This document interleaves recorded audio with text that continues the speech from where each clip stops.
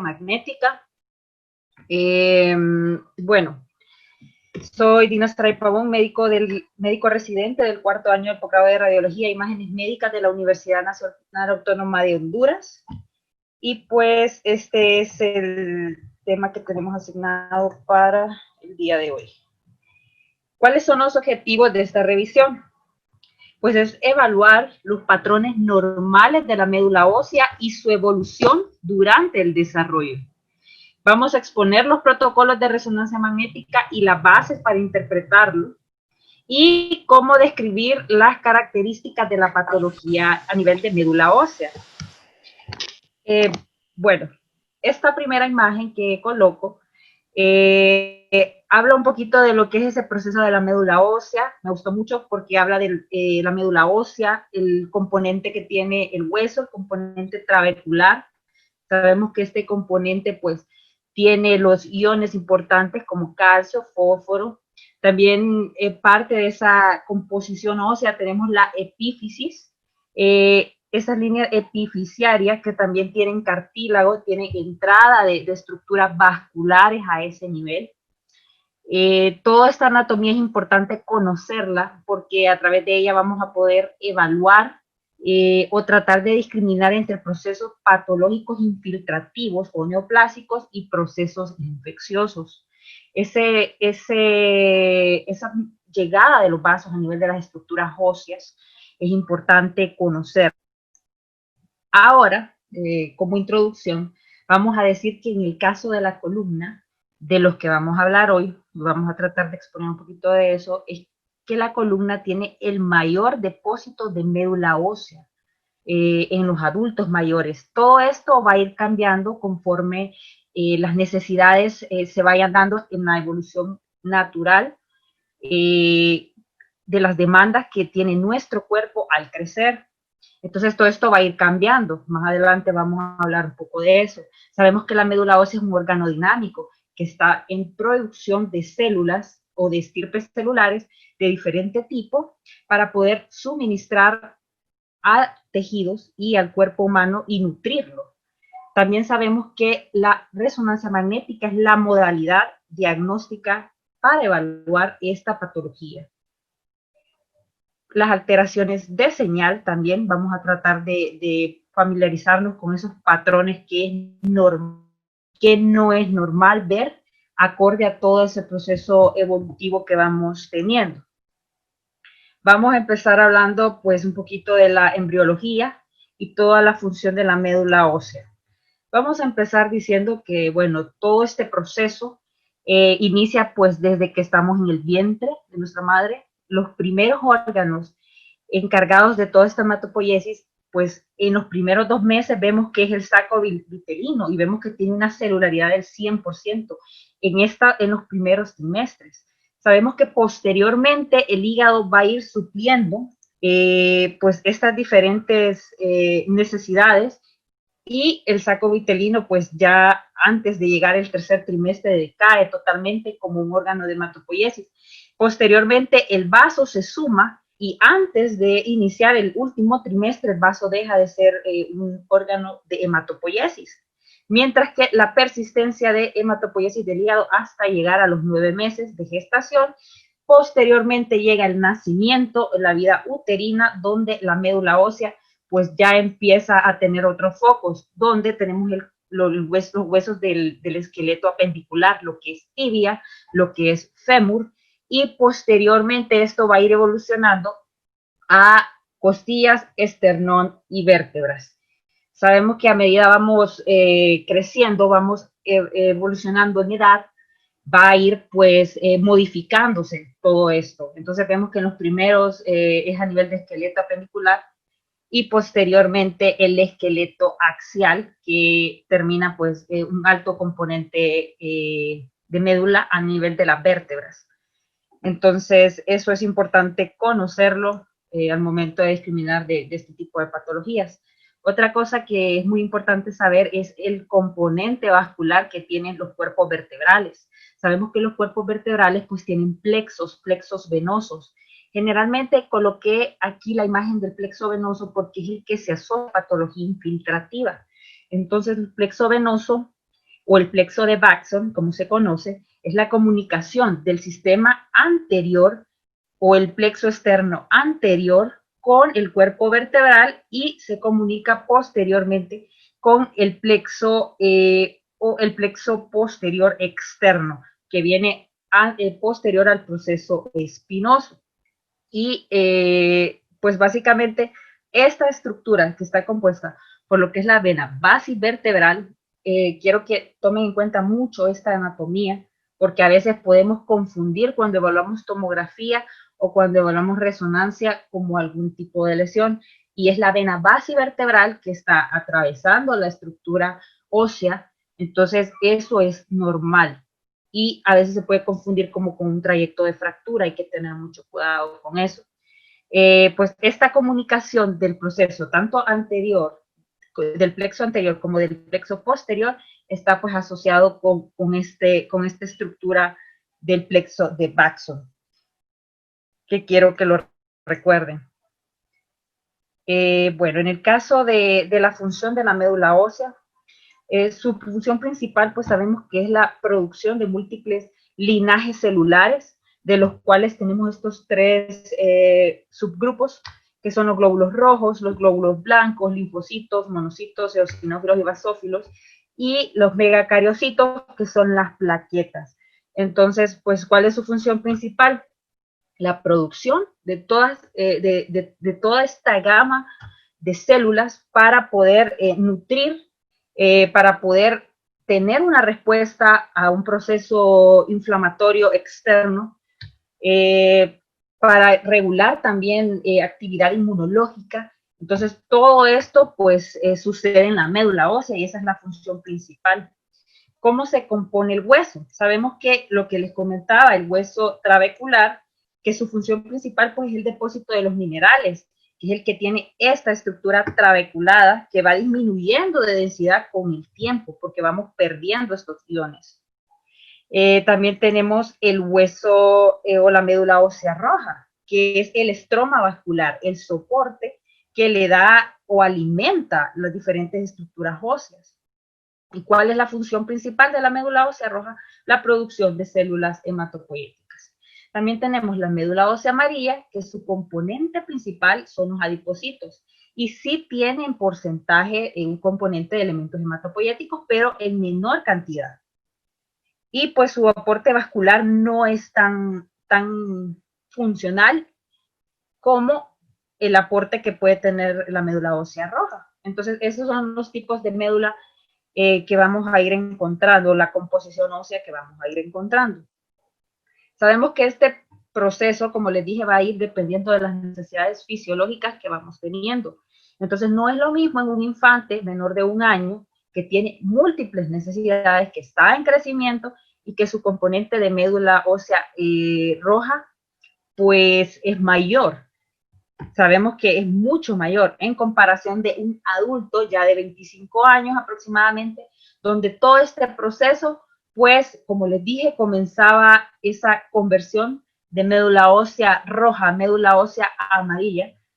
A medida vamos evolucionando y les comentaba que iniciábamos pues, en el esqueleto generalmente apendicular en esas extremidades. Vemos que ya cuando ya somos mayores de edad ya hay una reconversión ósea bastante importante y pueden existir focos aún residuales a nivel beneficiarios de los huesos largos y eso es normal en pacientes jóvenes.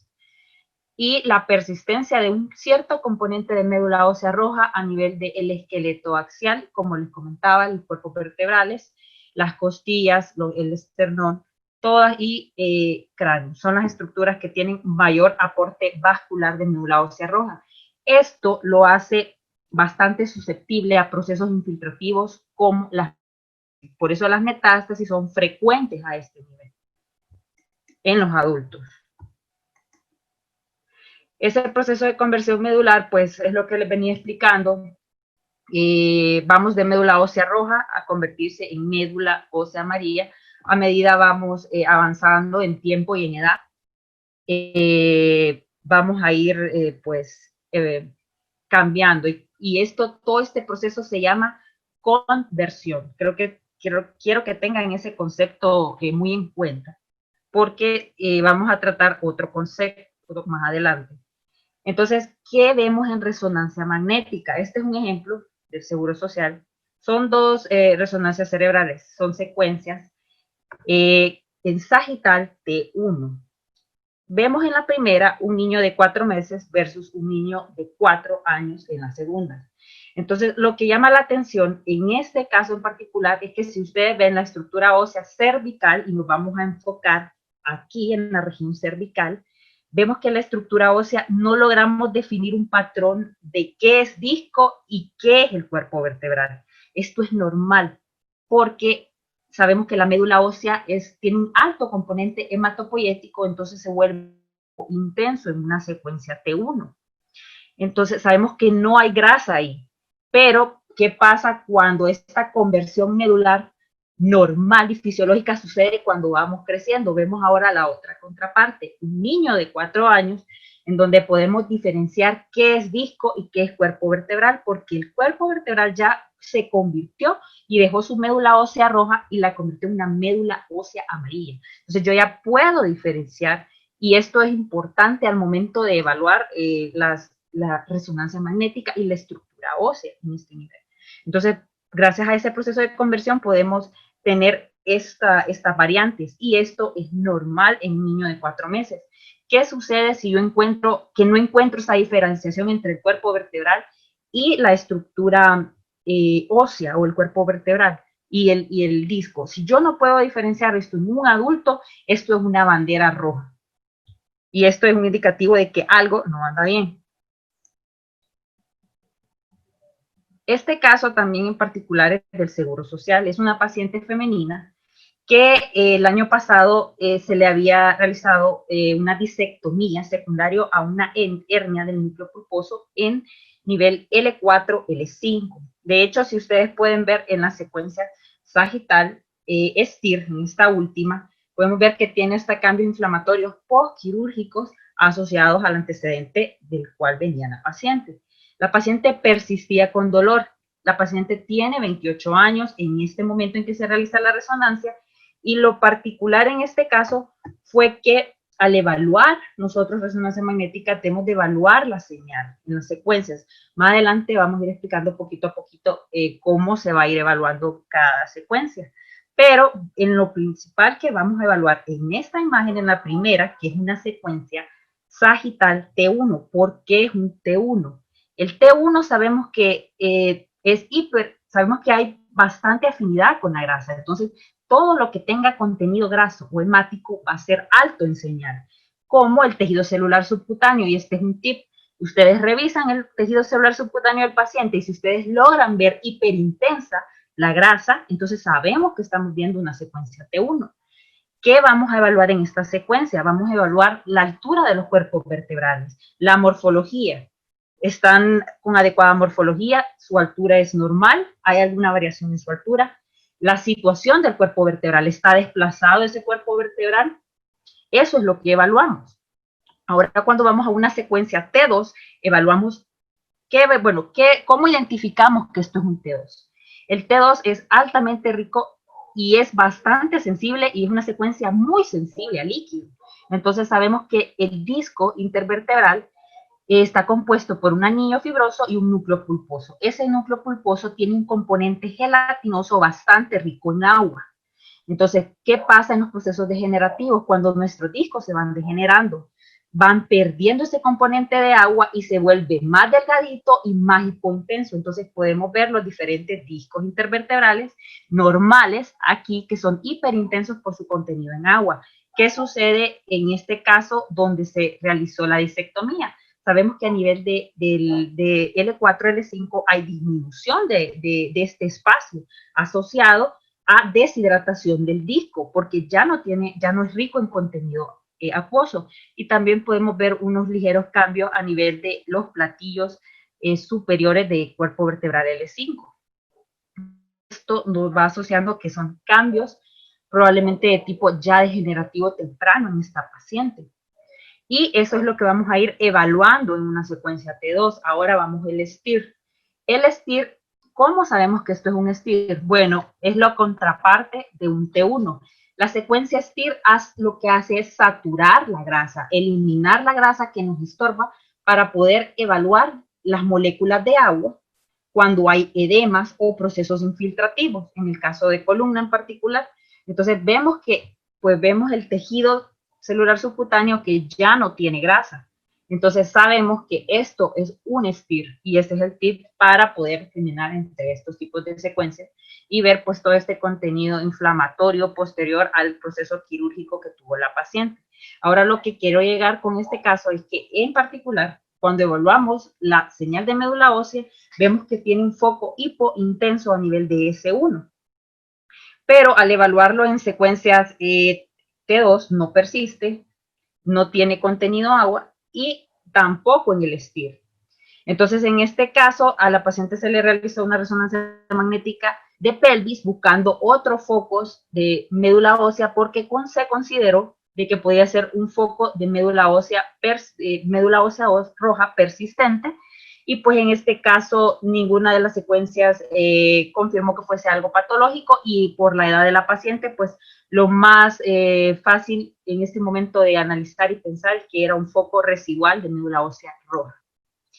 Ahora, bueno, hablábamos de este proceso de conversión medular que les comentaba, inicia en las extremidades y cuando vamos llegando a edades como ya 28 años, como en el caso particular de la paciente, vemos que tiene pues ese componente de médula ósea roja a nivel de las estructuras del esqueleto axial, que es lo que les comentaba, y donde podemos encontrar estos focos residuales, y también cuando evaluamos resonancias de músculo esquelético a nivel epifisiario de hombro o a nivel de las cabezas de los fémures. A nivel de epífisis metafisiario, pues son los sitios donde encontramos estos hallazgos y son normales. Entonces, bueno, ahora, esto era conversión, qué es lo fisiológico y qué es lo normal. Ahora, ¿qué es la reconversión? La reconversión es cuando sacamos médula ósea que ya está establecida, que es médula ósea grasa, y la convertimos en médula ósea roja. ¿Secundario a qué? Puede ser algo fisiológico en el sentido de que quiere compensar algo que no está también en el cuerpo y algo patológico cuando hablamos de infiltración. Por ejemplo, en el caso de un paciente obeso hay mayor demanda por la obesidad que conlleva los cambios a nivel de médula ósea. Entonces puede haber cambios o focos de médula ósea roja distribuidos en un paciente que no es normal verlo. También en qué pasa en pacientes fumadores. ¿En qué otros pacientes podemos ver esto? En deportistas de alto rendimiento. Entonces, en estos casos pueden ser maneras de compensarlo y por eso se conoce como algo fisiológico. Pero ¿en qué caso se conoce que es patológico? Cuando hay procesos por anemia o trastornos por sustitución. ¿Sustitución por qué? Por células externas, que ya sean procesos metastásicos o procesos propios o como los mielomas múltiples. Entonces, esto ya se considera como patológico. Entonces, eso es reconversión, sacar de médula ósea blanca y convertirlo en médula ósea roja. Ahora, ¿cómo es la composición de la médula ósea en las vértebras? Este cuadro es muy importante porque esta es la base física y química de las diferentes secuencias que vamos a evaluar. Entonces, es importante conocer esto. ¿Cuáles son los dos fenotipos de los que hablamos? Médula ósea roja y médula ósea amarilla. Entonces, ¿cuál es la composición química? La composición química es que la médula ósea tiene un 60% de grasa, no deja de tener grasa y tiene un 30% de agua. Entonces las células hematopoyéticas pues tienen ese componente de células sanguíneas en un 60%, que es el componente de médula ósea, y siempre tiene un componente graso mínimo, pero lo tiene. En el caso de la médula ósea amarilla, pues tenemos los lípidos que son mucho más, o sea, están en mayor cantidad, que es en un 80%, en un 15% el agua. Estas composiciones químicas son importantes porque esto es lo normal que vamos a ir viendo diferente, que va a ir cambiando y vamos a ir evaluando en las secuencias de resonancia magnética. Y pues su componente proteico es menor, es de un 5%.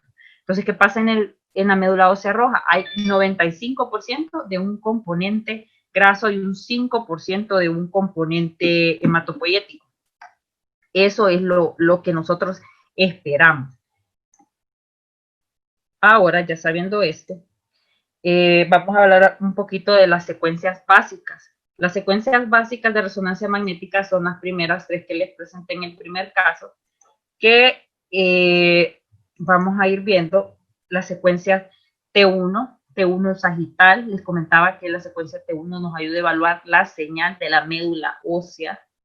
Las secuencias T2, básicamente su uso para médula ósea no está así como muy claro, pero tienen un mayor nivel de precisión cuando se utilizan técnicas de saturación, porque al saturar la grasa, generalmente la grasa en T2 puede ser hiperintensa. Entonces, cuando tenemos un proceso inflamatorio o que retenga líquido, como un proceso neoplásico, que haya restricción del movimiento de la molécula de agua, entonces la técnica T2 sola no nos va a ayudar mucho, pero si le aplicamos técnica de saturación, entonces vamos a saturar la grasa y vamos a dejar que brille ese componente líquido que puede ser secundario a un proceso infiltrativo, neoplásico o algo postquirúrgico, inflamatorio. Y la secuencia, en este caso, nuestra secuencia estrella que va a ser el STIR, que es la técnica de saturar o eliminar la grasa para evaluar la columna. Entonces, ¿qué es lo importante? Saber que nuestra secuencia también T1 es bandera roja si nosotros identificamos una señal hipointensa. ¿Cómo es la apariencia de la médula ósea? Macroscópicamente. Les comentaba que la médula ósea roja no deja de tener un componente graso, y ese componente graso anda entre un 40%, pero la médula ósea amarilla, su componente graso es de un 90%. Entonces, parte de algunas secuencias, como las de distribución química, como las de fase y fuera de fase, toman en cuenta esta distribución y juegan con ese componente lipídico y componente de agua, para poder discriminar entre lo que es fisiológico y lo que es patológico. Entonces, esto es importante para evaluar las diferentes secuencias. Entonces, bueno, continuando, cuando evaluamos una secuencia de médula ósea y cuando evaluamos un T1, ¿qué es lo que necesitamos evaluar? Entonces, para evaluar una médula ósea, el T1, lo primero, este es el ejemplo del caso que les puse al inicio, de la paciente femenina con cambios postquirúrgicos de 28 años. Evaluamos que en una secuencia sagital, en T1, recordamos que esto es T1 porque miren, tiene un componente graso que lo vemos hiperintenso, y eso nos hace considerar que es un T1. Entonces, evaluamos los cuerpos vertebrales. La altura de los cuerpos vertebrales está respetada. La morfología, no pierden su morfología. La situación, no vemos que ningún cuerpo esté desplazado anterior o posterior a otro. La intensidad de señal, esto sí lo vamos a evaluar, y generalmente el cuerpo vertebral no debe de tener una señal de intensidad menor o ser hipointenso o ser igual al disco. Entonces, el disco nos permite discriminar si esto es normal o no es normal. En este caso podemos identificar puntualmente qué es cuerpo vertebral y qué es disco. Entonces, esa intensidad de señal es lo que nos llama la atención, y vemos específicamente en este caso, a nivel de S1, un foco más hipointenso que está casi en misma intensidad que el disco. Entonces, eso nos hace considerar de que algo no está bien ahí. La secuencia T1, ¿cuál es su objetivo principal? Evaluar el contenido celular del hueso. Por eso es nuestra secuencia estrella y es importante conocerla. La médula ósea, pues, amarilla, su señal se compara con lo que es el tejido también celular subcutáneo.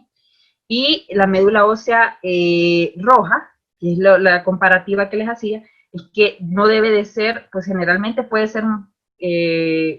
tener un componente más alto que el disco y que el músculo. Entonces, estos son los patrones que vamos a tratar de comparar para poder evaluar esto. Entonces, vamos a ver a tratar de descartar lo que es infiltración y lo que es sustitución.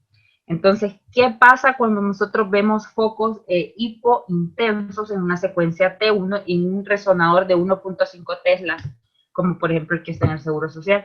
Entonces, si vemos un foco hipointenso, ya eso nos debe de llamar la atención, y que este foco pues sea más hipointenso que lo que es el músculo o el disco intervertebral, pues la precisión de que esto sea algo infiltrativo o algo por sustitución anda entre un 94 y 98%. Entonces, por eso es importante conocer la función específica de esta secuencia. Ahora, por ejemplo, estos son casos de la literatura. En el primero, esa es una focal que viene de posterior a anterior, y es lo que les comentaba de la vena basivertebral y su entrada hacia los cuerpos vertebrales. Entonces, por eso esto no es patológico, esto es normal y no se puede confundir con algo patológico. Pero en el siguiente, eso es normal. ¿Qué no es normal? Es esta columna. En este caso, pues es una paciente con un antecedente de SEA de mama. Entonces, no podemos discriminar exactamente entre las secuencias de los cuerpos vertebrales y de los discos vertebrales. No hay una diferenciación completa. Entonces, ya eso nos tiene que llamar la atención de que aquí hay un proceso infiltrativo. A veces la señal no va a ser tan hipointensa como esperaríamos verlo como en el caso anterior, pero en este caso en particular no es tan hipointenso, sino que sus señales están casi igual, no hay una interfase como en la imagen contraria, que sí puedo yo ver una interfase.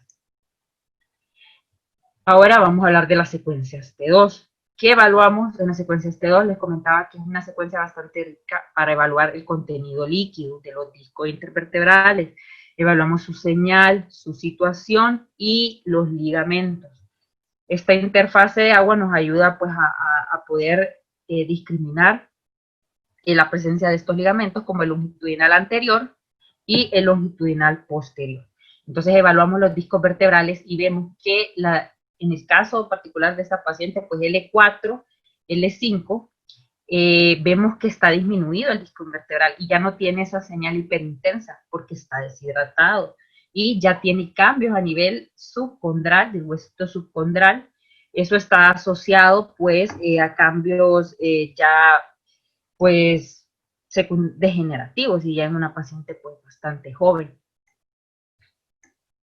Ahora que las secuencias T2 también evaluamos no solo en el plano sagital. En el caso de resonancia magnética, pues se trata de evaluar no solamente eso, sino que en el caso de las secuencias coronal, como vemos en la primera imagen o en la imagen que tienen a su derecha, es evaluar pues los diferentes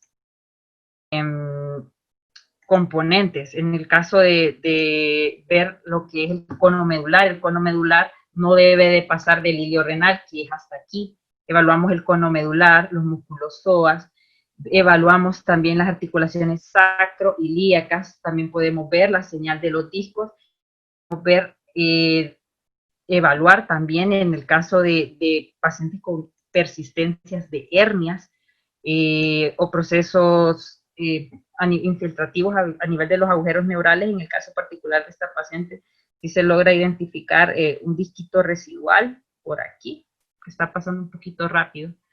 Y pues, ¿qué evaluamos en el axial? También no olvidar evaluar las estructuras que están adyacentes, como lo que es vaso, los riñones, el hígado, ovario, útero, verlo también, lo podemos ver muy bien, colon. Evaluar todo ese contexto lo podemos hacer muy bien en una secuencia corona. Ahora, ¿qué vemos en una secuencia axial T2? Vemos pues el ligamento flavo, que es el que está aquí señalado. Vemos el saco tecal o el saco dural. Vemos también el disco intervertebral, cómo se asocia el disco en relación a las estructuras adyacentes. Las salidas nerviosas que tiene componente graso que lo va a rodear. Entonces, cómo se relaciona también con las estructuras adyacentes, los músculos paravertebrales, espinales. Eso es lo que vamos a ir evaluando. Entonces, en una secuencia T2, les comentaba que en realidad para columna, para descartar patología infiltrativa no tiene mucha utilidad, pero sí para ver cambios degenerativos. Entonces, por eso siempre se toma mucho en cuenta. Entonces, ¿qué podemos evaluar? La médula ósea amarilla, pues su señal persiste. Entonces, por eso es importante acompañarlas en algunos casos con un T2 con secuencias de saturación, con saturación para poder eliminar la grasa y dejar el contenido líquido. La médula ósea roja, pues su señal es generalmente o intensa, y en el caso de las lesiones metabólicas,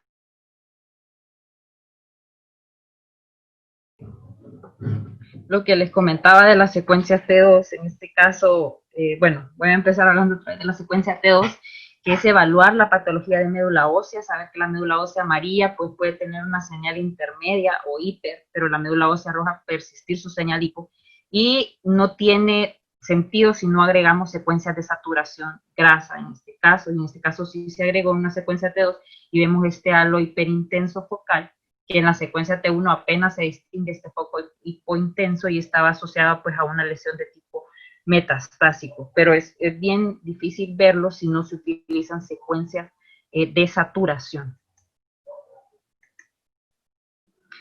Y pues la secuencia STIR. La secuencia STIR es la que les comentaba para saturar o eliminar el contenido graso, y el tip les comentaba a los residentes es que debemos de evaluar el tejido graso. Si no vemos que hay focos hiperintensos, como se ven en el T1 y el T2, pues ya sabemos que esto es un STIR. Entonces, ¿qué sucede en estas secuencias? Estas secuencias se invierte el orden en que los pulsos se van mandando al tejido. Entonces, generalmente nosotros esperamos hacer un pulso de 90 grados y uno de 180 grados para, para conseguir lo que es las técnicas de T1 en el caso de que poder ver contenido graso, pero en el caso de la secuencia STIR los pulsos se invierten y se manda primero el de 180 y posterior el pulso de 90. Esto hace pues que la señal se suprima la señal grasa y la elimine de la imagen que vamos a evaluar en cuestión.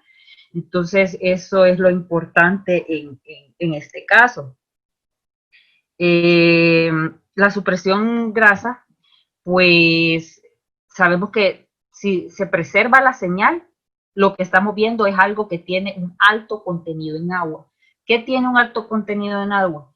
Algo inflamatorio o algo neoplásico, porque se altera todo ese componente químico que hablamos al inicio de que debe de tener grasa, de que debe de tener su componente lipídico, su componente de porcentaje en agua.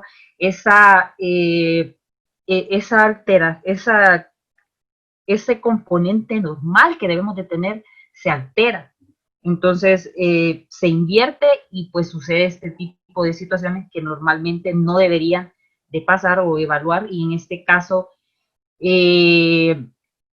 pues en este caso en particular es un caso de una paciente femenina que tenía un antecedente de CA de duodeno. Entonces, al hacer la secuencia STIR, vemos que hay un área que es hiperintensa, que no saturó, entonces tiene un alto contenido graso y viene de los elementos posteriores. Esto hace recordar la entrada de los vasos o del plexo venoso que les comentaba al inicio. Entonces ya esos son dos criterios para pensar de que lo que estamos viendo no es nada benigno. En este otro caso, vamos a hablar de las secuencias con gadolinio. Las secuencias pues con gadolinio se deben de aplicar en ciertas cosas puntuales. Por ejemplo, cuando pensamos en patología infecciosa, pensamos en paciente que ha tenido un antecedente quirúrgico para ver si es algo fibrótico o residual. En el caso de un paciente con una lesión formadora de masa, si nosotros vemos una masa, debemos de contrastar. Esas son las indicaciones para contrastar en columnas y hay que tenerlas en cuenta. Este caso es de una parte, este caso bueno, el año pasado yo tuve la oportunidad de ver la imagen de septiembre y octubre. Interiormente, quien me completó el estudio fue la doctora Brenda Marrete, que ella expuso este caso, pues los que recuerdan y rotaron por el seguro en enero de este año, ella pues expuso acerca de este caso y en particular solo dejé las secuencias importantes. Paciente eh, tenía cervicalgia, eso era su diagnóstico, el motivo por el cual ella se hizo una resonancia. Esta resonancia se la hizo en una institución privada.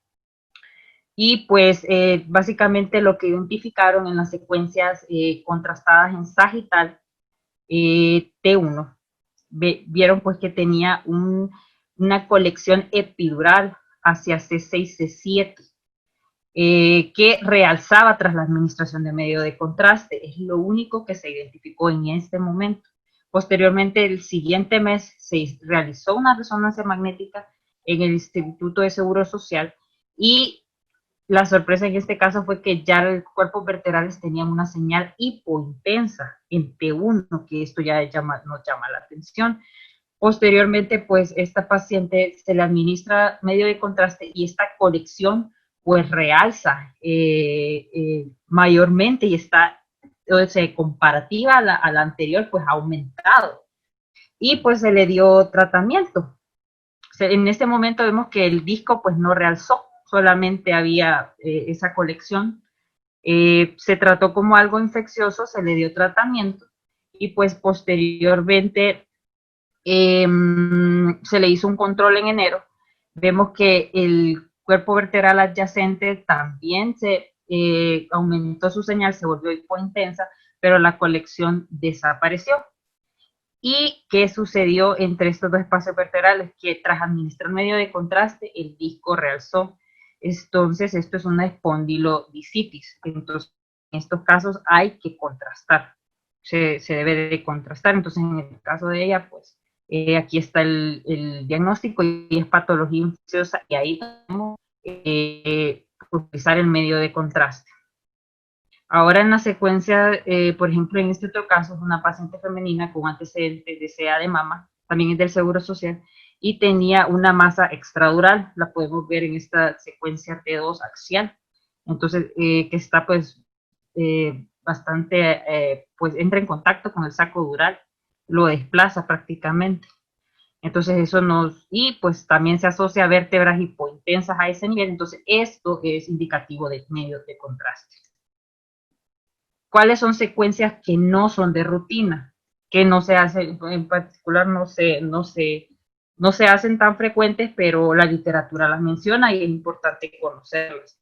Por ejemplo, las secuencias de fase y fuera de fase, o chemical shift imaging. En este caso, pues estas secuencias en fase y fuera de fase tienen principios físicos bien establecidos. ¿Qué es lo que sucede cuando nosotros evaluamos un voxel? Vimos que ese componente de médula ósea tiene tanto componente de agua como componente graso. Entonces, ¿qué hacen cuando se habla en fase? Hablamos en fase, es como decir que es una especie de secuencia T1. Entonces, en este T1, ¿qué esperaríamos? Que al mandar el pulso de radiofrecuencia, tanto la grasa y el agua resuenan en intensidades diferentes, pero en este caso, al alinearse su señal, se suman. Entonces vamos a ver que el agua y la grasa en fase son hiperintensas, o sea que suman su señal. Eso es en fase. ¿Qué es en fuera de fase? Cuando se aplica un pulso de inversión o una especie de saturación. Entonces, ¿qué va a pasar aquí? Como el voxel mide tanto agua y grasa, y se aplicó un pulso inverso para que se reste esta señal, entonces la señal normalmente va a caer, que eso es lo normal que yo espero. Entonces, ¿qué sucede cuando yo evalúo médula ósea roja? La señal va a ser de baja intensidad. porque se anuló el componente normal de agua y de grasa a este nivel. ¿Qué pasa cuando hay patología? Cuando hay patología, la intensidad se eleva porque esta simbiosis de agua y grasa se altera. Entonces, lo normal es que yo mire la señal normal y baja de la médula ósea. Pero si si hay alteración o se aumenta la intensidad, es que esto es patológico. Pero esto se miden con boxers. Hablaban de mediciones de arriba del 20% para poder hablar de algo o una intensidad patológica anormal. Entonces, pues en caso de estos son ejemplos de la literatura. El primero son una secuencia en fase, que es esta. Vemos que no hay una intensidad, no hay diferencia de intensidad entre la grasa y el agua. Entonces no hay una diferenciación. Esto es en fase. Cuando es fuera de fase. En fuera de fase un tip es que generalmente se ve esta línea hipointensa. Se empieza a definir las diferentes estructuras óseas. Entonces eso es un tip para ir diferenciarlo. Entonces esto es lo normal cuando una fuera de fase, los cuerpos vertebrales, pues ¿qué sucede? Se anula la señal del componente graso y agua y pues se ve de esta manera. Entonces, ¿qué pasa cuando hay procesos patológicos como en esta otra resonancia magnética? La primera no es una secuencia, es una secuencia T1. Entonces, en este caso vemos que hay focos hiperintensos con focos hipointensos. ¿Qué pasa cuando se aplica lo de fuera de fase? Empieza, lo que les comentaba es que lo normal es que se vuelva hipointenso, como aquí. Pero en esos focos hiperintensos que se miraban en la secuencia T1, resulta que en la secuencia fuera de fase están hiperintensos. Entonces, ¿qué pasa aquí? Se alteró esa simbiosis de normal de agua con grasa. Entonces, aquí nos indica que esto es patología infiltrativa y este patrón puntiforme difuso también se conoce como en sal y pimienta, es un patrón de sal y pimienta en patrón difuso del mieloma múltiple. Otra de las secuencias que también se pueden evaluar son las secuencias de difusión. La difusión nos sirve para evaluar la microestructura tisular. Entonces, el ADC nos ayuda mucho a cuantificar para saber si lo que estamos viendo pues, es real o no es real y en qué situaciones pues, se presenta la restricción de la molécula de agua que hemos explicado de la difusión. Cuando hay aumento de la celularidad, cuando el intersticio celular es prominente y cuando hay integridad de la membrana. Entonces, se mantiene ese edema característico que lo hace representativo en difusión. ¿Qué cuestiones restringen en difusión? Lo infeccioso y lo metastásico. Pero parte de la literatura refería que la difusión no la toman mucho en cuenta para procesos metastásicos. Toman mucho más en cuenta el STIR que la difusión. Sí la toman en cuenta para evaluar fracturas patológicas. Perdón, no fracturas patológicas, sino fracturas que no tienen un origen traumático, sino que son por insuficiencia, básicamente. Entonces, la ausencia de restricción se asocia a edemas benignos y a cambios postquirúrgicos. Entonces, esos son los tips que dan ellos con la difusión y en este caso, pues, presento una imagen de difusión, una secuencia digital. Entonces, ¿para qué utilizan la difusión con el ADC? La literatura hablaba que lo utilizan específicamente para hablar por las fracturas, ya sea por insuficiencia o para fracturas el mal término de fractura patológica o fractura que tiene filtración celular. Entonces, ¿qué es lo característico? ¿Qué es en el caso de cuando es infiltración por un proceso neoplásico, sabemos que la molécula de agua no se puede mover libremente, entonces va a restringir porque está ocupado por células neoplásicas. Entonces, ¿qué va a pasar? En el ADC, cuando son, pues en el de fracturas patológicas, el ADC va a disminuir, que es lo característico. ¿Qué va a pasar con una fractura por insuficiencia? Porque ya la estructura ósea o la trabécula ya deficiente, ya la calidad ósea no es adecuada, ya es un paciente añoso. Entonces, esta fractura, el ADC, pues en este caso va a estar aumentada. Para esto en particular utilizan la secuencia de difusión para entre una fractura de origen por insuficiencia o una fractura por un origen infiltrativo de un proceso neoplásico. Entonces ese es eso que se le da. Y en el caso de la tomografía y la resonancia magnética, para nosotros a veces solicitan en el servicio especialmente, que se quieran ver metástasis de columna y les mandan a pedir tomografía de columna. Nosotros, para poder ver algún tipo de lesión lítica o blástica, debe de haber una destrucción ósea del 50 al 80%.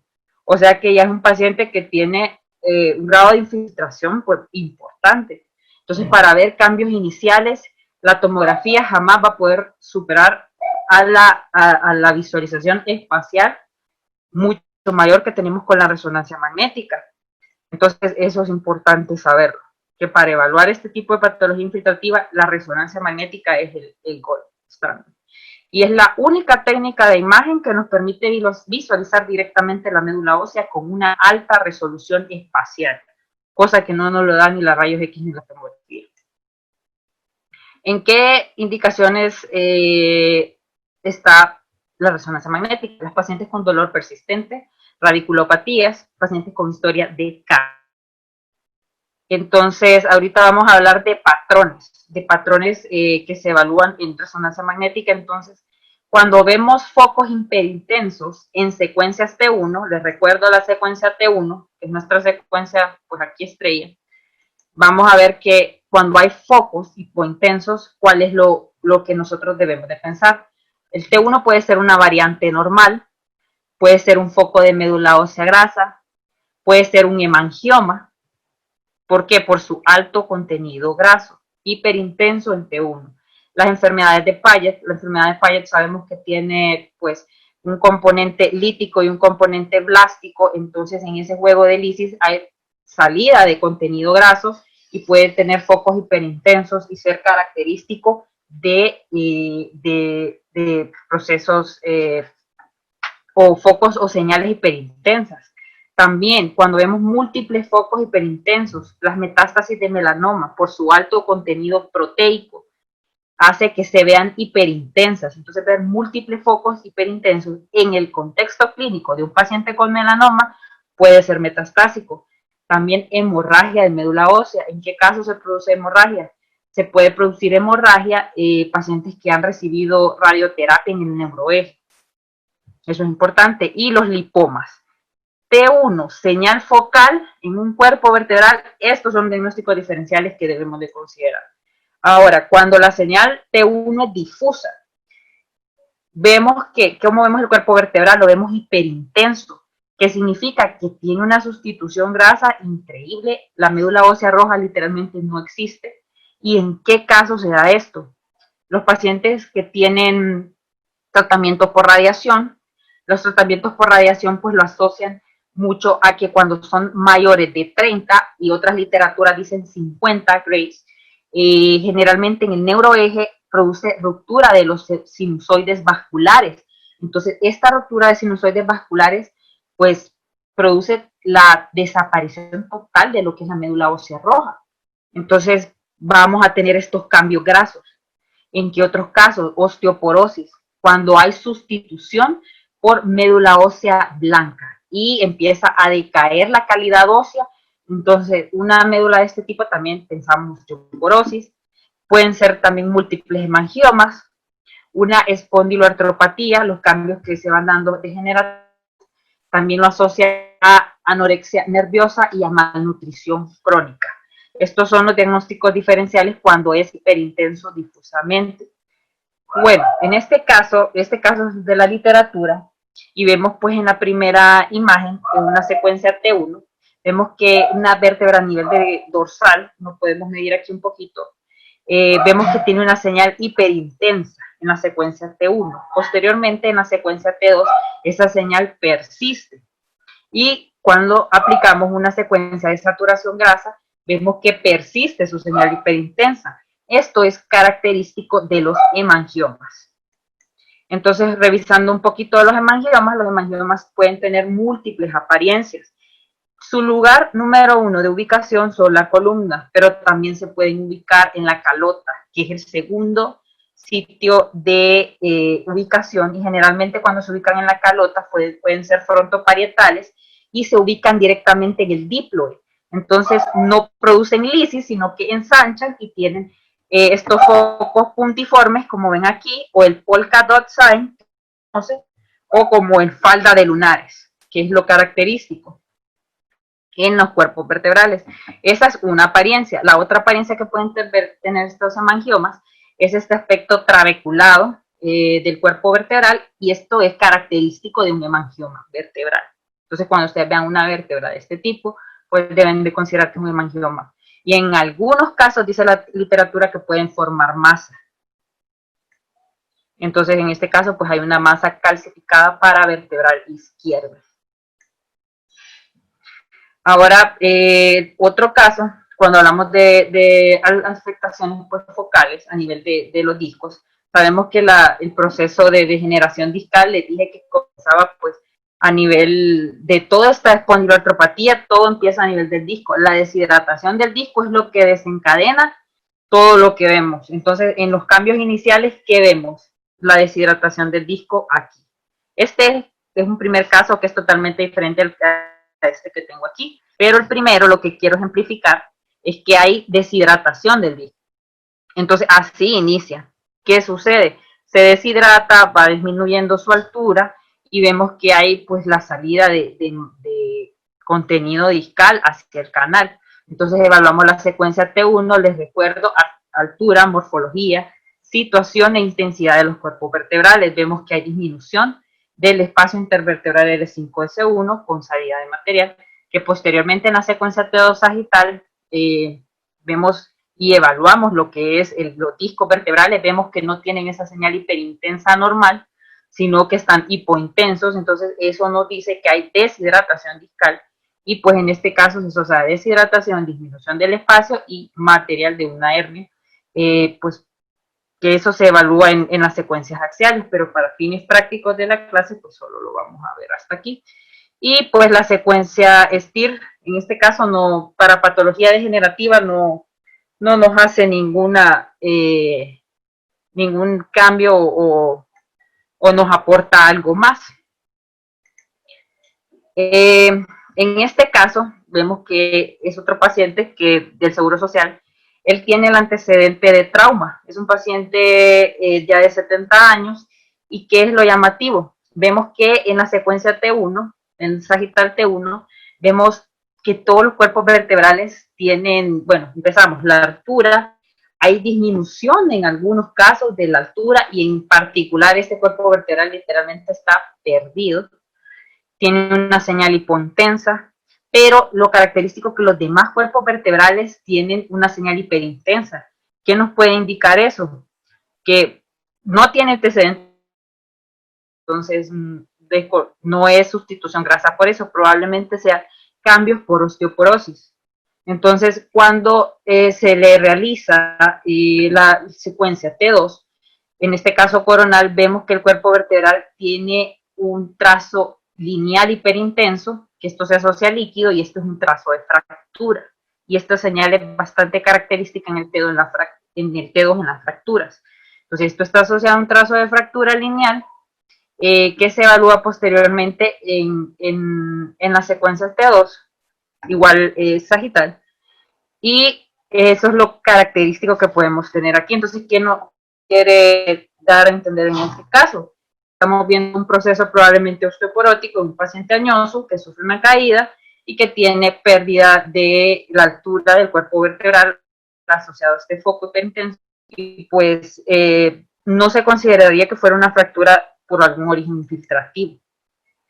En este caso en particular, en la secuencia STIR, vemos la persistencia de ese foco hiperintenso porque es edema y líquido en el trazo de fractura, y pues el cuerpo vertebral migra en todo el muro posterior hacia el canal, condicionando datos de raquiestenosis.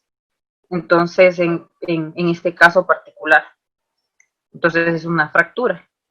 Ahora, cuando vemos focos T1 hipointensos, o sea, señal disminuida, pero a nivel de la placa vertebral, a nivel aquí de la placa vertebral, debemos de tener dos diagnósticos diferenciales. El primero es que sean cambios degenerativos y el segundo es que sea osteomielitis.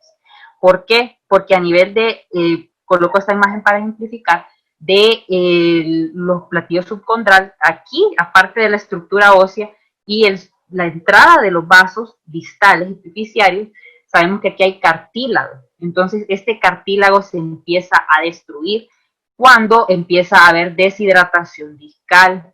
Entonces, todo esto es parte o la suma degenerativo.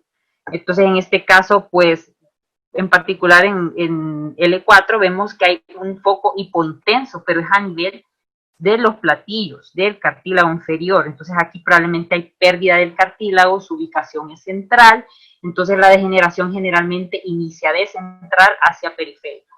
Entonces estos focos a este nivel pueden estar muy en relación a procesos degenerativos y osteomielitis, o los famosos cambios MODIC.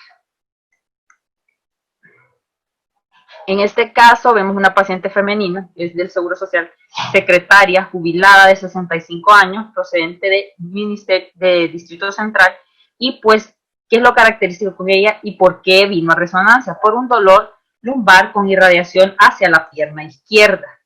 Entonces, en esta secuencia T2 axial, identificamos que literalmente no vemos el saco, está ocupado por contenido probablemente una hernia de una hernia discal de tipo protrusión, hay hipertrofia facetaria y ligamentaria, entonces hay datos de estenosis, que es lo que está condicionando la clínica de esta paciente. Entonces, al evaluar las secuencias, bueno, las diferentes secuencias, la primera secuencia T1, de la secuencia sagital T1, vemos la altura, volvemos a revisar morfología y situación de los cuerpos vertebrales. Vemos que en relación a la situación de L4 está desplazado anterior en relación a L5. Estos son datos de listesis, o sea, de que se desplazó el cuerpo vertebral. Entonces, al evaluar, vemos que también, aparte que está desplazado, al evaluar la siguiente secuencia, que es T2, vemos la señal de los discos intervertebrales, vemos que hay deshidratación, los discos están negros, están deshidratados. Y pues hay pérdida de la altura a este nivel de entre los cuerpos vertebrales y vemos que hay focos hipointensos, que es hipo en T1 y T2, y con estas dos secuencias, pues fácilmente decimos que estos son cambios escleróticos o un cambio MODIC tipo 3 asociado por su ubicación. Y en la secuencia STIR pues no nos da mayor dato más que las secuencias T1 y T2 en este caso. Entonces, cuando hablamos de listesis, sabemos que hay fractura de lo que es la pars articular, que eso es lo característico, y cómo evaluamos esto.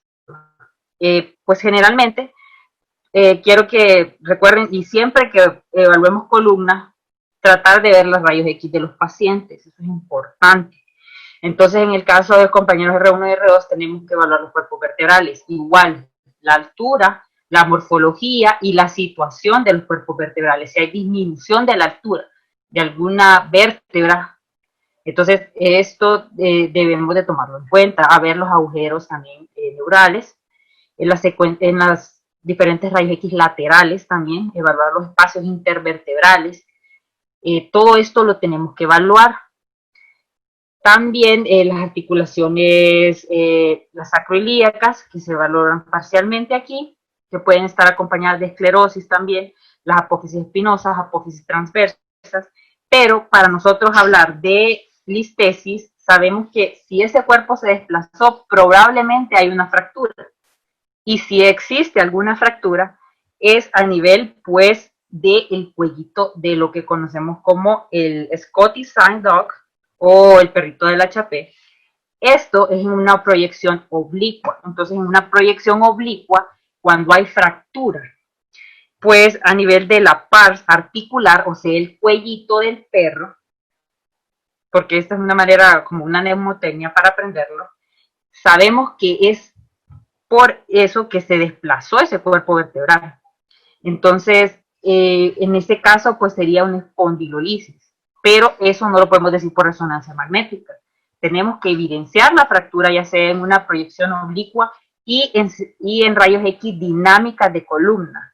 Entonces, nosotros en resonancia magnética solo podemos hablar del término listesis, pero no podemos hablar de otra terminología hasta ese momento. Ok, entonces, bueno, ahora continuando, cuando hablamos de T1, pues, su distribución puede ser focal o difusa cuando hay disminución de la señal, o sea, focos hipointensos de un cuerpo vertebral. ¿Qué puede suceder? ¿Cuáles son las consideraciones diagnósticas? Pueden ser un hemangioma típico. Los hemangiomas les comenté que lo típico es que sean hiper en todo, pero hay hemangiomas que su componente graso no es alto. Entonces, como no es alto ese componente graso, entonces se pueden ver hipointensos en T1, pero hiper en T2 e hiper en STIR. Entonces, eso es característico de los hemangiomas atípicos. Y esos hemangiomas atípicos, por carecer de ese componente graso, debe ser un indicativo de que pueden malignizar. Puede ser un signo de que estos hemangiomas puedan malignizar en el futuro.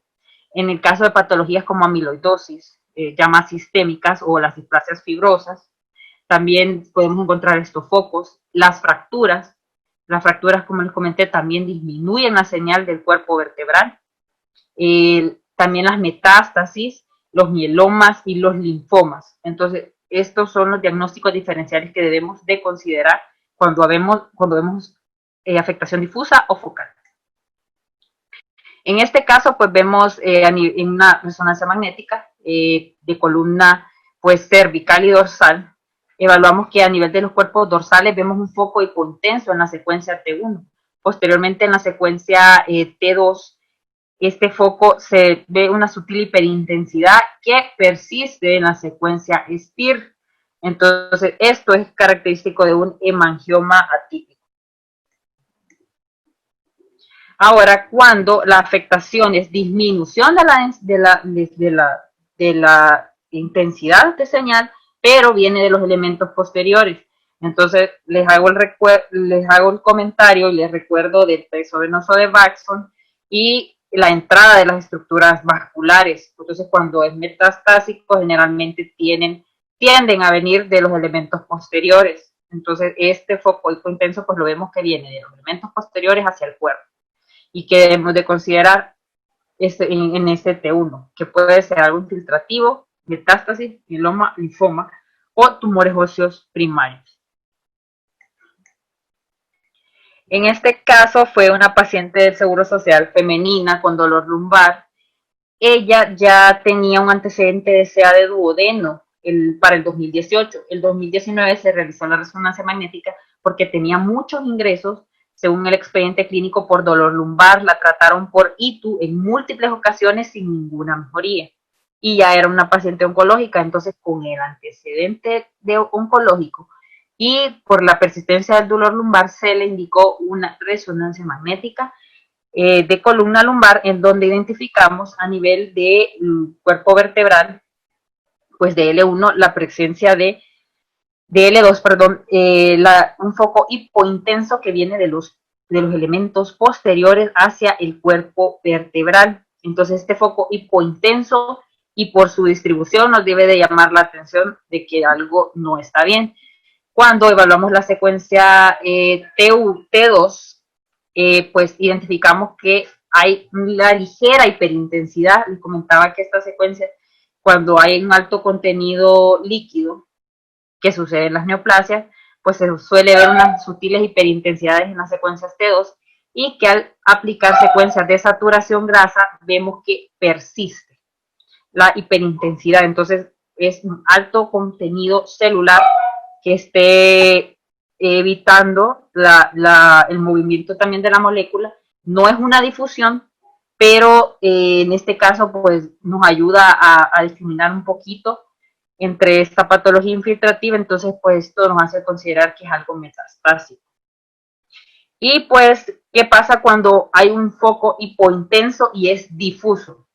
Entonces, cuando se encuentra un foco único, como en el caso anterior, Lo recomendado es extenderse y hacer aunque sea un sagital T1 en toda la columna para evaluar que no hayan múltiples focos, porque si hay una distribución multifocal, puede ser un proceso neoplásico, puede estar también asociado a procesos de hiperplasia hematopoyética por algún tipo de anemia. Para tratar de compensar, la médula ósea empieza a generar esos focos, entonces puede ser un componente hiperplásico, entonces hay que también conocer si el paciente tiene un antecedente oncológico. Las osteodistrofias renales, estos pacientes nefrópatas crónicos que tienen alteraciones en el fósforo, a hiperfosfatemia, se asocia con hipocalcemia y posterior hiperparatiroidismo. Entonces ellos pueden generar focos hipointensos en columna. También los trastornos como más sistémicos, como la sarcoidosis, las espondiloartropatías, los cambios degenerativos, hay que tenerlos en cuenta, hemosiderosis, depósitos de hemosiderina, y pues para hemosiderosis una secuencia como coronal T2 nos puede ayudar a discriminar mucho porque hay depósitos de hemosiderina a nivel hepático y a nivel de los vasos. Entonces, si vemos focos hipointensos en columna vertebral asociado a esos focos hipointensos, podemos considerar que sea una hemosiderosis. Y las mielofibrosis, pues estamos hablando de cambios en la médula ósea asociados a radiación. Entonces, bueno, continuando, pues hablamos de que esta es una paciente femenina que ya tiene el antecedente de SEA de mama, tiene una vértebra hipointensa que se asocia a la formación de una masa extradural. Entonces, al evaluar en las secuencias T1 en una sagital, vemos que tiene de 2 a 3 vértebras y con señal hipointensa, o sea que son múltiples vértebras. Con afectación, al evaluar las secuencias T1 y T2, vemos pues que hay una masa extradural que impronta lo que es el canal.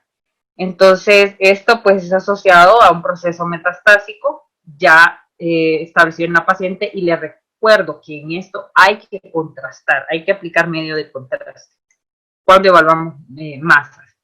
Este otro caso es de un paciente también que llegó al Seguro Social, tanto como el anterior, un paciente masculino que refería dolor lumbar y caída del mismo plano de sustentación. Lo que no iba con él es que la historia decía que el trauma había sido como a nivel coxal no, la historia no iba mucho para lo que se estaba viendo en resonancia. Entonces, el paciente tiene un antecedente de epilepsia, es lo único que tenía. Y al hacer las secuencias en resonancia magnética, pues vemos esa vértebra hipointensa, con disminución de su altura. Entonces, este paciente, pues se le realizaron estudios de despistaje, tomografía, ultrasonido, todo normal, no se encontró ninguna alteración, pero llegó a biopsia. ¿Y qué fue lo que encontraron en la biopsia? Una hiperplasia mieloide megacariocítica. Entonces, en este caso, pues se le realizó CUMS directo, que salió negativo, Dens-Jones negativo, buscando que fuera mieloma múltiple, electroforesis igual para mieloma, tenía un ligero aumento de la fracción gamma, y el beta 2 de microglobulina elevada, pues esto está bastante asociado a procesos infiltrativos como mielomas o linfomas, y se puede elevar en estos casos. Entonces nos sirve como un marcador. Pues básicamente eso fue lo que se encontró en este otro paciente. El siguiente paciente, pues es un paciente masculino, niega todo antecedente, y lo único que al realizar tenía dolor lumbar, se le realizó la resonancia magnética. Encontramos en la región lumbar una vértebra hipointensa, que es la que se ve acá. Posteriormente, al ver esto, entonces se solicitó que se hiciera una extensión de la secuencia T1 para buscar otras vértebras hipointensas que no se encontraron, era única. Entonces eso es importante hacerlo. Y pues se le realizó una biopsia, la biopsia salió negativa por malignidad, y se le realizaron estudios de despistaje, los cuales fueron normales. Entonces en este caso, pues este paciente en la secuencia T1 vemos la vértebra L2 hipointensa, que tiene una sutil hiperintensidad en la secuencia T2 y que persiste su hiperintensidad focal. Entonces esto pues son datos altamente sugestivos de algo infiltrativo. Entonces, en este caso, pues la biopsia sí salió negativa, no se encontró nada. Pero sí, por imagen sugiere algo infiltrativo. Entonces, cuando ya hablamos de toda la patología medular, pues vemos que hay trastornos de todo tipo en médula ósea. Pueden ser trastornos de proliferación medular, trastornos por sustitución, depresión celular, o sea, de disminución de ese componente celular, alteraciones vasculares y otras enfermedades. Entonces, de los trastornos proliferativos medulares, sabemos que pueden ser benignos, malignos, y siempre los evaluamos con secuencias T1 y STIR, que son importantes. Este caso en particular, pues lo vemos, fue cuando rotamos en resonancia magnética el año pasado, fue una paciente que se le hizo una resonancia de rodilla. Es una paciente añosa que estaba siendo estudiada por anemia, tenía miomatosis uterina, sangrados uterinos, era obesa, diabética. Entonces, en este caso, pues la paciente, lo que nos llamó la atención en la secuencia T1 es que tiene estos focos hipointensos. Eso no es normal en un paciente de 50 años. Ya eso nos debe de encender las alarmas de que aquí hay algo que está sucediendo que no es normal. Entonces, aquí utilizamos el término de reconversión o hiperplasia mieloide. Sacan de la médula ósea amarilla para tener focos externos de médula ósea roja.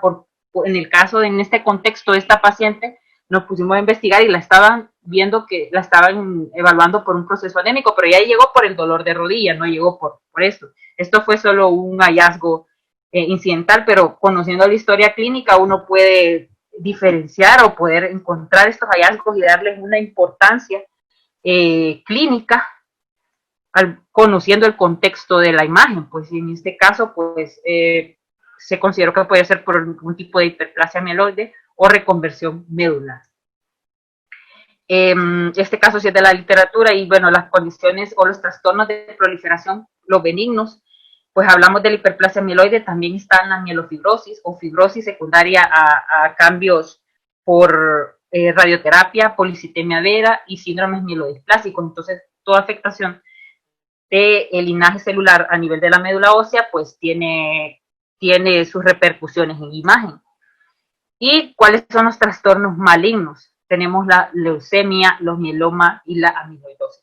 Entonces, ¿qué sucede en estos casos? Hay activación de los osteoclastos con inhibición de osteoblastos y hay zonas que destruyen hueso y hay otras formadoras de hueso, entonces se pierde esa simbiosis que generalmente existe y pues en este caso vemos en una secuencia T1 y una secuencia T2 o fuera de fase, una secuencia T1 la primera y la segunda, perdón, una secuencia fuera de fase, vemos que hay focos hipo e hiperintensos en T1 sagital.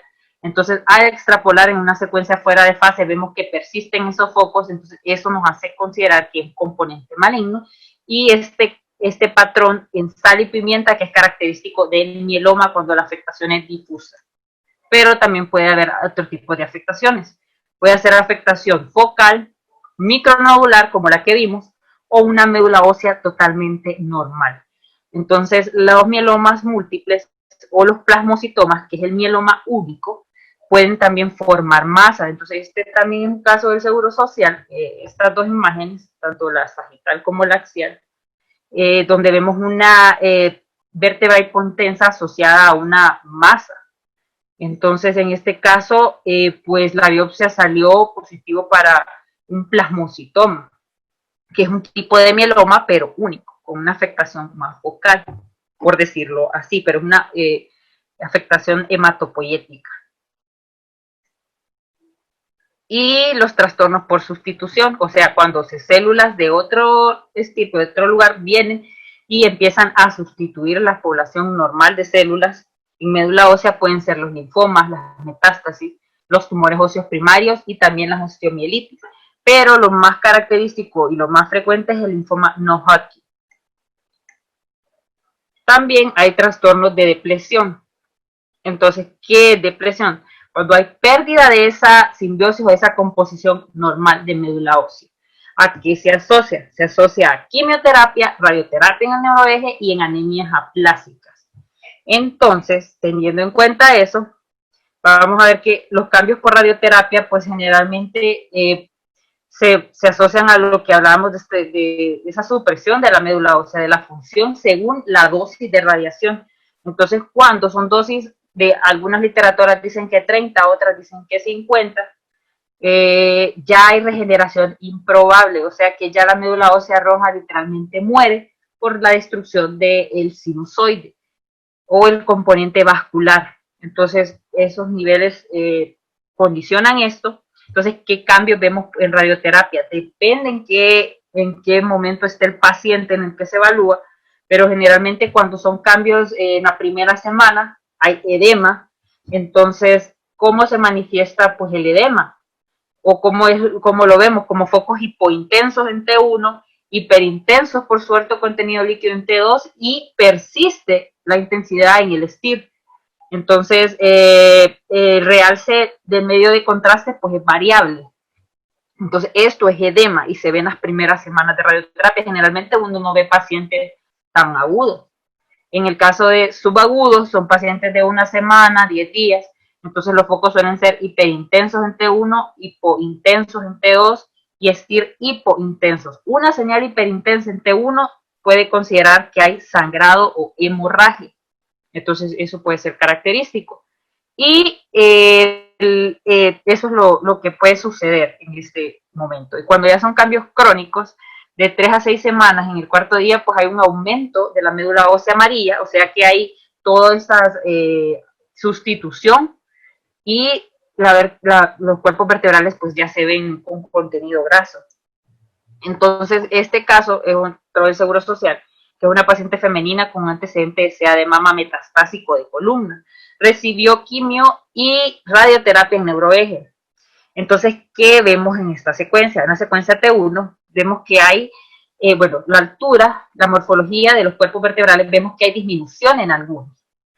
Y vemos también que hay focos que son hiperintensos. Entonces, que estos focos hiperintensos me están diciendo que esta paciente ya tiene cambios por sustitución de grasa, o sea que esa vértebra tiene sustitución secundaria a los cambios por radioterapia. Ahora, vemos que tiene otros focos hipointensos en las vértebras lumbares de L4, L5, S1.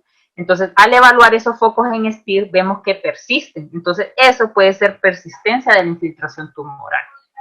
Y cuando vemos focos hipointensos en T1 y en T2, entonces esto pueden ser áreas de mielofibrosis o metástasis que ya fueron tratadas y que ya no son metabólicamente activas, porque cuando ustedes comparan estos focos con el STIR, ven que no hay aumento de la intensidad de señal. Entonces, eso puede ser bastante característico de metástasis que ya no son activas. Pero siempre les recuerdo que estos focos hipointensos que están en los segmentos inferiores lumbares y superiores y los inferiores dorsales, al evaluar estos focos hipointensos y los vamos a T1, al STIR, vemos que persiste su intensidad de señal. Entonces, puede ser sugestivo de que hay persistencia de patología infiltrativa a nivel del neuroeje. Y pues hasta aquí, gracias por su atención. No sé si tienen preguntas, y si no tienen preguntas, yo sí tengo unas preguntas para los residentes.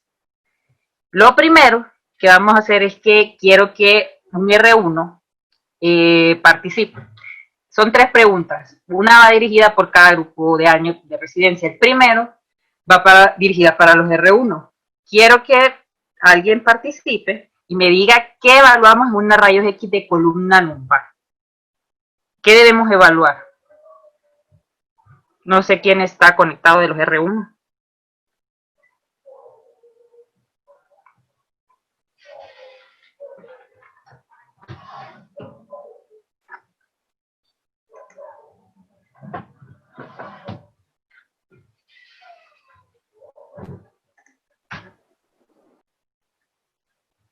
O si no, bueno, no sé, ¿quién quiere participar voluntariamente o si no lo elegimos democráticamente? Hola, doctora, habla Edgar. Ajá. Bueno, no sé, creo que me adelanté. Dale, Edgar, no, pero es que yo tengo una pregunta asignada para los R2, pero ahorita en particular sí me gustaría que los R1 participaran. Ah, muy bien, espero entonces. Pero sí, Si no, no sé quiénes están conectados. Yo era el otro que iba a participar, doctora. Yo estaba hablando cuando Edgar empezó a hablar. También soy R2. No, no sé, miro que está Blanca, Carlos y conectado. Henry están conectados de R1. No sé si Carlos o Henry, cualquiera de los dos. Blanca también. Blanca también está. Hola doctora, buenos días, soy Blanca. Hola, Bueno, Blanca. ¿qué debemos evaluar en una columna lumbar? Ajá, en una rayos X. Evaluar la altura de la vértebra, estructura de la Ajá, vértebra, la estructura de la vértebra, ajá, y tenemos que ver que tenga una situación adecuada, o sea, que no haya desplazamiento. ajá. ¿Qué más evaluaría? Por ejemplo, en esta lateral, qué otra cosa le llama la atención? Tendríamos que evaluar, vamos a ver, a las espinas, toda su Ajá, estructura como tal, ¿verdad? Las espinas, que no tenga zonas que tengan de disminución de su densidad, o sea, que se vean un poquito más radiolúcidas. También tenemos ajá. que evaluar los tejidos blandos adyacentes. Así Si es. se pueden observar también pues la parte muscular también del paciente ahí. Eh, Ajá. ¿Qué más? Bueno, que no haya lesiones, ¿verdad? Que no haya lesiones de fractura o de otro tipo. Ah, ok, está bien. Está bien su respuesta, Blanca. Eso es lo que debemos de evaluar, pues. De ver la altura, la morfología, la situación, ver los espacios intervertebrales, los agujeros. Eso es básicamente lo que tenemos que evaluar y muchas gracias por su participación, Blanca. El siguiente Okay. caso sí es para los R2. Solamente que me nombren estas secuencias. Ya, o sea, que me digan cómo identifiqué secuencias cada una y cómo las identifica. Hola, doctora. Habla Alex Velázquez, residente de segundo año. Bueno, las secuencias están en sagital, empezando Ajá, de izquierda a derecha. La primera es un STIR, ajá, la segunda es un T1 y la tercera ajá. es un T2. Ah, perfecto. ¿Y cómo diferencia, cómo le explicaría usted a sus compañeros de R1 cómo diferenciar cada una? Bueno, básicamente tenemos que tener en cuenta que en T1 y T2 la grasa es hiperintensa. Ujú, Entonces, si nos fijamos en la primera imagen de la izquierda, observamos de que la grasa debería de estar hiperintensa, pero sin embargo la vemos hipo. Eso nos ujú, indica que ha sido suprimida. Y ujú, generalmente para los protocolos de supresión que se utilizan en columna, el más utilizado es STIR. ujú. Ok, está bien. Bueno, entonces la siguiente pregunta, quiero que si la describa, sí, sería para algún R3 que quiera participar, y pues sería la descripción de lo que estamos viendo y si puede dar el diagnóstico sería perfecto. Y si no, pues lo vamos a discutir. No sé qué R3 está conectado. Veo a Cintia, Alejandro, no sé, algún R3 que quiera participar.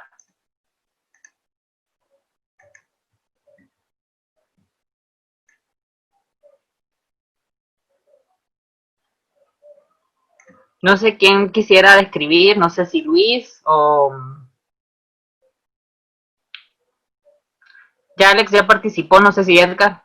Solo en la descripción, vamos a discutirlo. Hola, doctora. Claro, gracias. Permítame. Bueno, entonces lo que observo es que hay un aumento en la intensidad de señal de la médula del cuerpo vertebral torácico en la secuencia T1. Uh-huh. Es un aumento de la señal, de la intensidad de señal focal, Uh-huh. ¿verdad? Entonces, como usted nos explicó muy bien, hay algunos diagnósticos diferenciales a considerar cuando se encuentra este hallazgo. Uh-huh. Si mal no recuerdo, dentro de ellos estaba que podría ser una variante normal de la Uh-huh. anatomía, un foco de médula ósea grasa Ujú, y un hemangioma solitario, de los que me acuerdo con ujú. claridad. Y creo que había algo relacionado también a metástasis de melanoma. No sé si me equivoco. Sí, mire, en este caso, lo felicito, estuvo muy bien su descripción y pues también su análisis. Esos son los que debemos de considerar, pero por ejemplo, si hablamos de metástasis, pueden ser múltiples y deberían de ser hiperintensas. En el caso de los hemangiomas, lo que discutimos es que ellos no suprimen. Entonces, en este caso en particular, vemos que la secuencia STIR no suprime. Entonces, sí, el hemangioma, como usted bien dijo, es un diagnóstico diferencial importante, o sea, puede ser, en este caso, un hemangioma vertebral, y si es un foco de médula ósea grasa normal, tendría que suprimir.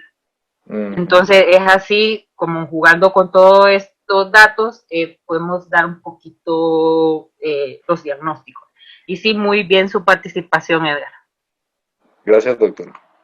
Y pues básicamente eso es todo y no sé si tienen alguna aporte o algún comentario, alguna observación solamente.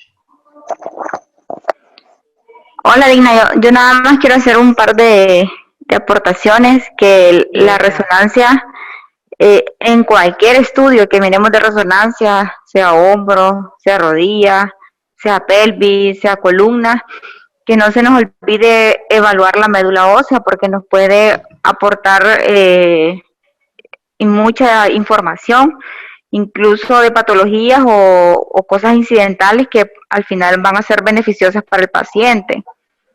Y siempre recordar, y tal vez en los lugares donde existe resonancia, recordar o inducir o tratar de cambiar a los oncólogos que los estudios de seguimiento, idealmente, y si está disponible en la institución, debe ser por resonancia magnética, porque como usted bien lo mencionó, ya cuando se ven por tomografía o por radiografía, es que la lesión es sumamente, ya va a tener más del 70-80% de destrucción, o son lesiones que van a medir más de 1 centímetro y van a ser ya lesiones bastante avanzadas y que ya prácticamente el tratamiento